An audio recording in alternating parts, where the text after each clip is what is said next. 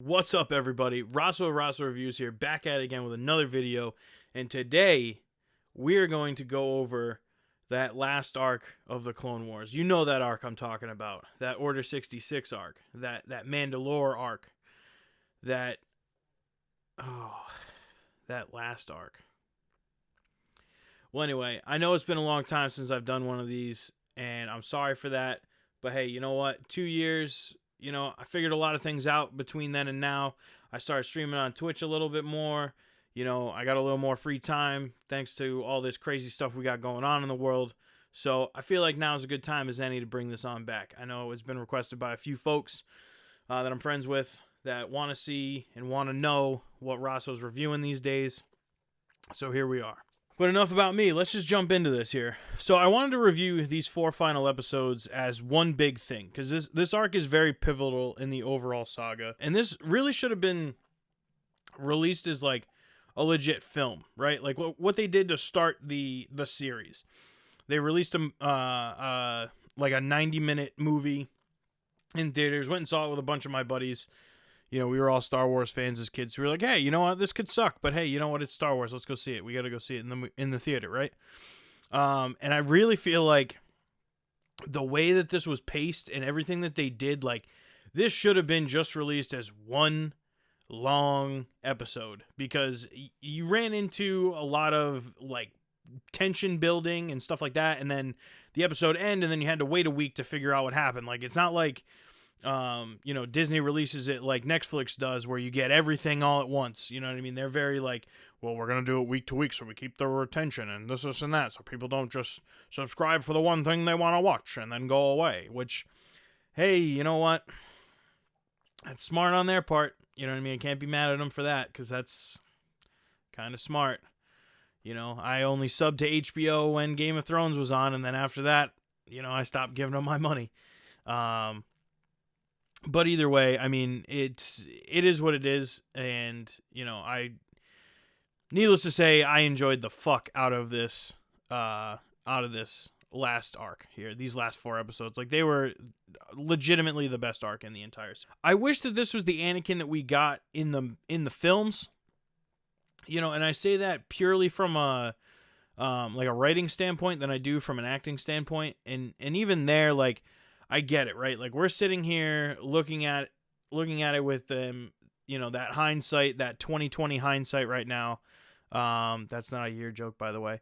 And we, I guess in a sense, like, and I hate shitting on George. I really do, because the man's been through enough. And anyway, I just wish that, you know what I mean, we got a more likable Anakin. So when he does fall, it's a little bit more tragic than it was. Like, he kind of just relied too much on, like, oh, well, he's the big bad eventually, so, like, he's just gonna fall. You know what I mean? But Ahsoka really came into her own, and that shows in this arc. It showed a little bit in the last arc, which, I mean, let's just be honest, I wasn't a fan of. I don't know too many people who were. I know a lot of people were like, really? Like, you're only giving us 12 episodes, and these are 4 you're wasting those 12 on? Like, I mean, I guess it is pivotal and important for her character, but it is what it is. There's a lot of times in this arc where you see her, like, really kind of come into her own and be pretty intelligent. I feel like Tim Pool right now is just rocking a beanie at any time of the year. It's because it's the only hat I had around here. The short scenes that we got with Anakin, though, I mean, kind of going back to that a little bit, just because, like, my notes are in order of how things happen, but you start to see in a lot of the ways, you know what I mean, like, these events and stuff play into the decisions he makes in Revenge of the Sith. So, like, you have that conversation with Bo-Katan and Obi-Wan, where he's like, Maul. She's like, Maul murdered my sister. Like, I thought she meant something to you, and Obi-Wan's like, yeah, she did. And you kind of, like, get that look from Anakin, like, fuck, like, Obi-Wan wasn't strong enough to save somebody he loved. Like, that's unsettling, to say the least. And then there are other parts where, like, obviously, later on in, I think it was the second episode of this arc, where Obi-Wan's like, hey, like, Ahsoka, I really need you to talk to Anakin because this thing that we have him doing is not great, and I know he doesn't like it. So if you could just kind of talk to him about that, that might be a good thing. Unfortunately, we as the audience already know that that's not going to happen. And unfortunately, even if she did talk to him, I don't necessarily know if there was anything she could have done to prevent him from falling. And I think that's one of like the great tragedies kind of in Ahsoka's character, and leads at the end of all this, like, why she's kind of like so upset. And then not to get too into things that happen in Rebels, but there are some things that happen in Rebels for those folks who haven't seen that yet. I won't spoil that here. There are some events that happen there that you kind of see this kind of stuff get brought back, and now these episodes here give that more context and make that more tragic. Which actually reminds me, I think I'm probably gonna go watch that episode when I'm done recording this, because now that I say that, I do want to see what the cat and mouse game through the tunnel was an awesome scene when they finally get onto Mandalore, and it really shows like how cunning Maul is and how he's not this brute that we thought he was the time we saw him once in Phantom Menace. And then like when they bring him back in earlier in Rebels, you know, he does have that rage, that fire, but you do see in a lot of situations, even in those old episodes, where what he actually learned from Sidious and what he learned being his apprentice, like a lot of that long game stuff. And it's also really, really interesting to see how there's that respect, but there's also there's a certain level of fear that Maul has of Sidious that really shines later in the arc. And I like that Maul, from what he knows that Sidious told him, he's still putting together the pieces. Like even before, you know, they were like, when he finally gets brought back and Savage like tells him what's going on, and he's just like, "Oh, the Clone Wars have begun. Oh wow, like my master's plan is like really coming into play here." And he knows some of the things that are supposed to happen, but doesn't also know the full extent. And that and while I'm talking about it, it jumps a little far ahead, but when, you know, Ahsoka tells him like, "Yo, the clones like turned on us, like they're coming to hunt us," and he's like, "Wow, that's brilliant. Like, turn their army against them, like turn their own army against them. Like, wow, that's brilliant." Like, that's like, he's like sitting there like in amazement of his master, and it's pretty funny. All things considered, there was that when Maul is like trying to turn Ahsoka, and is like kind of like, "Join me," like, even though I knew what happened later, I really felt in the moment like, shit, dude, are they really gonna pull that twist on us? Like, we didn't know that she was gonna like team up with him for a little bit. That fight scene that took place in the throne room was incredible. And I guess they brought back Rey Park to do motion capture. And I guess I was reading somewhere that like the animation team had trouble tracking what he did in mocap because he was just too fast. Like, and I think that really speaks to the level of skill that Rey Park has. And even, I know it's been 20 years since episode 1.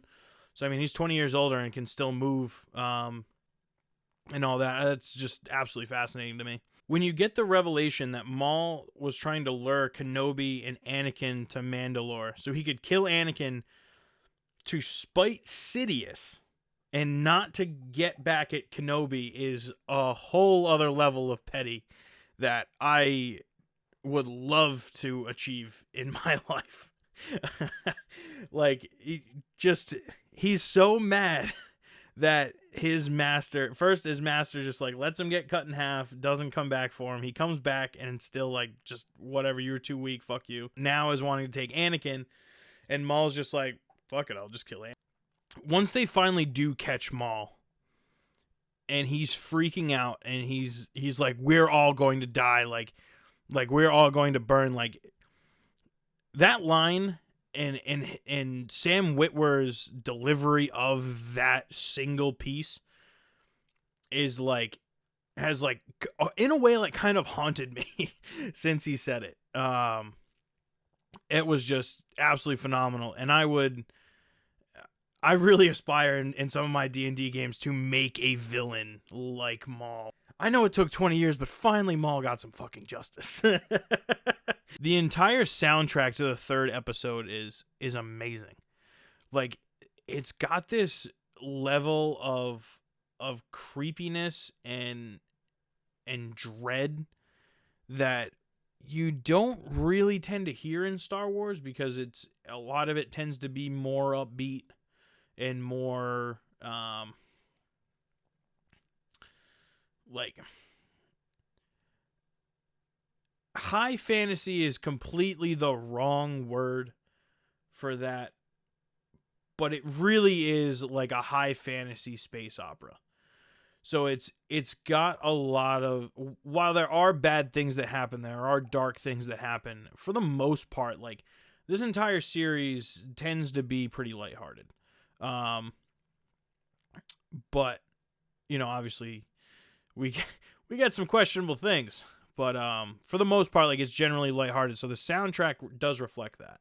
You know it's going to happen. I mean, they kind of gave it away in the trailer and all that other stuff, and obviously we've seen the movies and shit like that. But like, oh, that was great. It really was. And then of course, like, you get that conversation with Ahsoka and Rex. And it's just like, when I gained a friend, and I'm like, how? Just hit me right in the feels before you tear it all down, you fucking son of a bitch, Dave Filoni, you. Oh, God, you're amazing. I love you. Obviously, like, Rex trying so hard to not shoot Ahsoka was like, oh, my heart shattered. My heart honestly fucking shattered. And when he's like, you know, he blurts out that thing about fives, and you're like, oh fuck, like, there might be hope. But then you realize, like, there's a lot of clones. There is a lot of them. So even if they could fix Rex, like, maybe Jesse, because he's like one of the only other named clones on that ship at the time.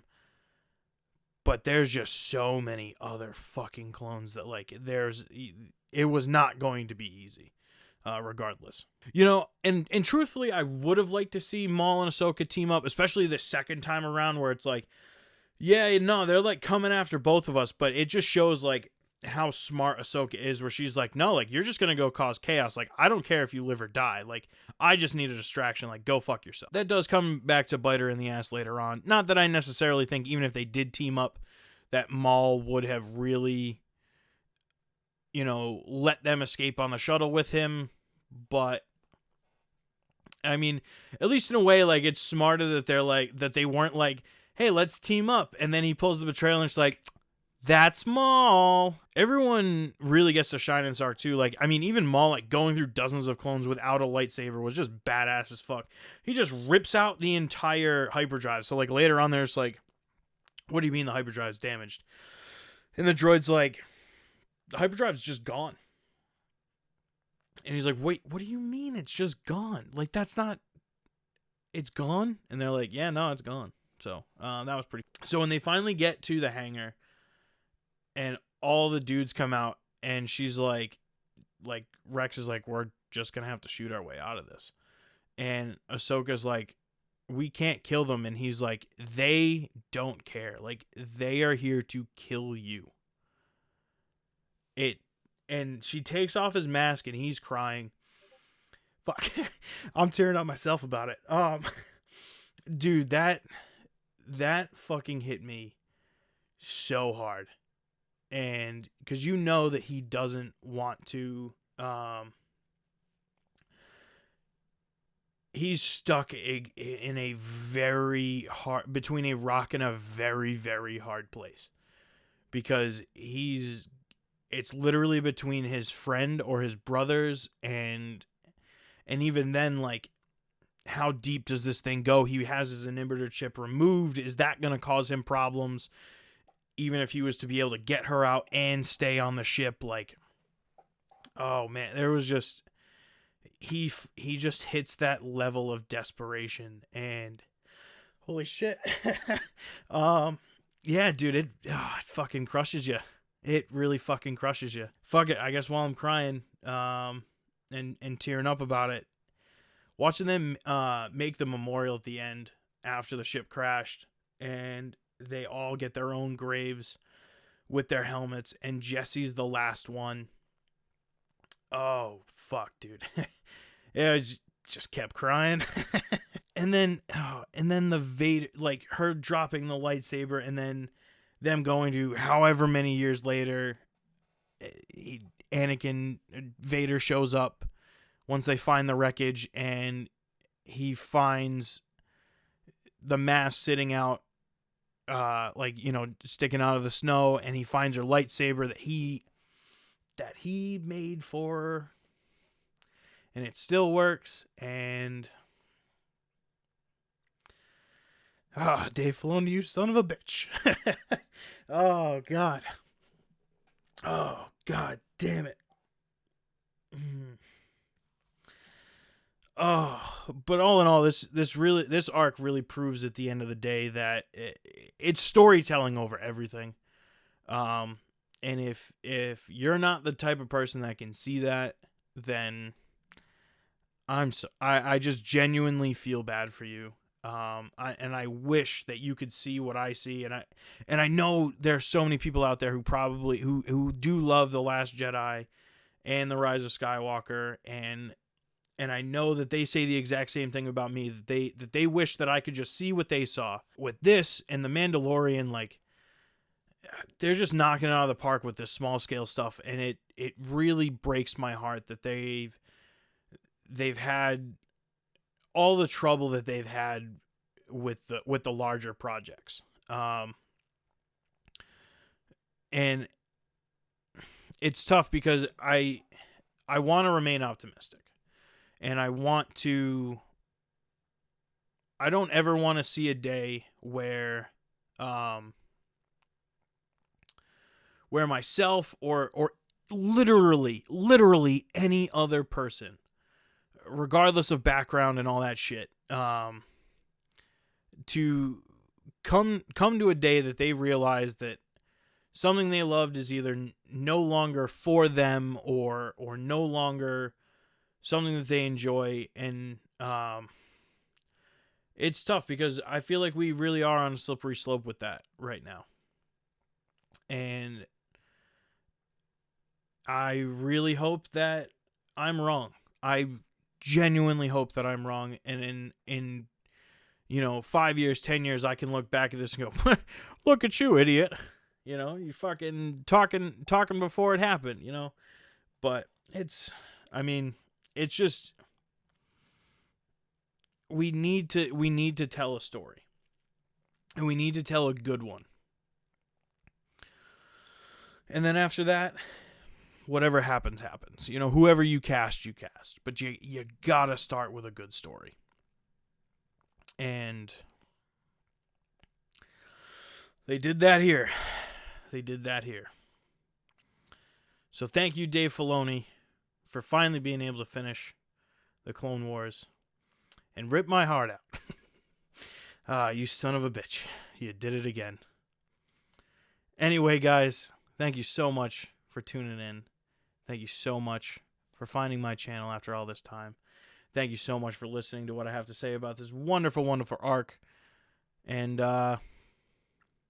until next time, take it easy now.